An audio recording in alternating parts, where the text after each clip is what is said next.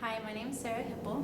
I studied at the University of Findlay and I studied Japanese translation interpretation, international or intercultural studies, and TESOL, which is teaching English to speakers of other languages.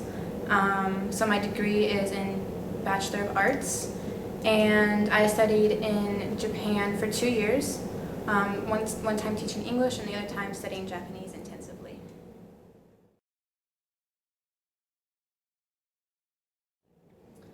My first year studying abroad was to be an intern at a university and a high school, and I was teaching English at that time. But I had been studying Japanese at the university for a year, almost 2 years, and I wasn't really sure what I wanted to do in the future because I wasn't really a double major in like business or computer science. So I figured teaching English might be a nice route to go because my upperclassmen had done it before. So I went to Japan, and in the first 3 months I figured out that I don't like teaching English. English is a very difficult language for native speakers, and I learned that I liked teaching, and I wanted to continue studying Japanese. So I came back for a month, changed my visa into a student visa, and I went back for another year to study Japanese intensively to improve my language skills and to learn about the culture more.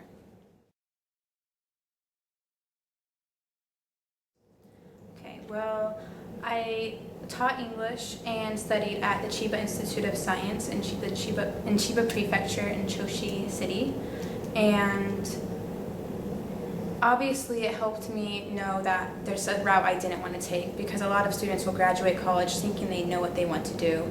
They go do it and they figure out that that is not what they want to do, and I'm really glad I had the opportunity to experience that before I finished school.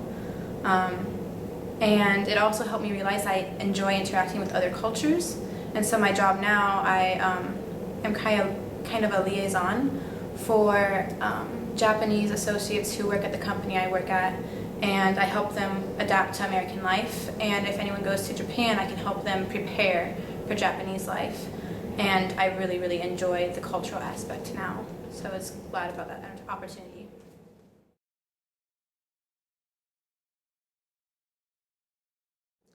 The most challenging part for me was stepping out of my box, because I lived in a small town. I always went with my siblings some places, or I had my mom go with me or my father go with me.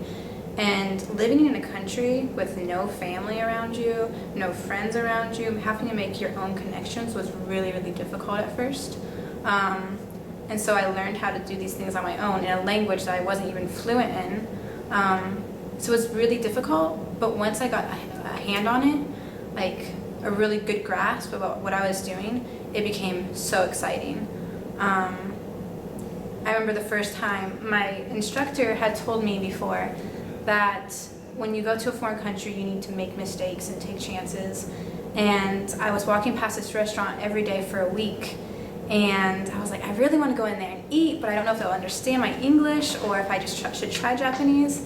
And I finally made the decision to step into that restaurant, and after I did that, I just had so much power and willingness to try things afterwards. So overcoming that part was really great, but getting to that point was a big wall.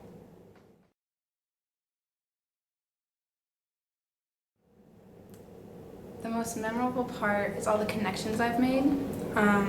Because I was there for 2 years at the same city, which is a fantastic opportunity, I really made deep connections with people.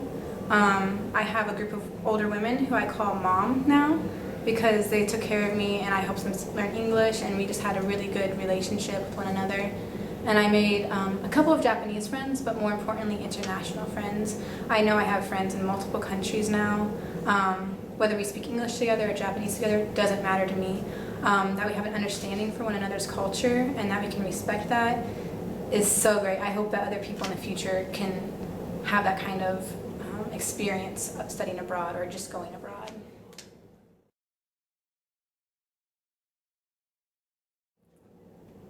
For studying abroad, you have to be willing to not be yourself. You kind of create a new identity when you're abroad, and it's hard to accept that at first. I know I met a lot of foreigners while I was in Japan, and they clasped on to their nationality so hard that they weren't willing to change and experience what was around them. They're like, no, I will not try that food. I will not bow. I will always shake someone's hand. I won't follow their customs and learn about the culture. And learning about the culture will teach you more about yourself than you think it will. And learning that part was so great. So be willing to make mistakes and be willing to do challenges and go outside your box, because your box is so much smaller than you think it is. And take the full opportunity for what it is.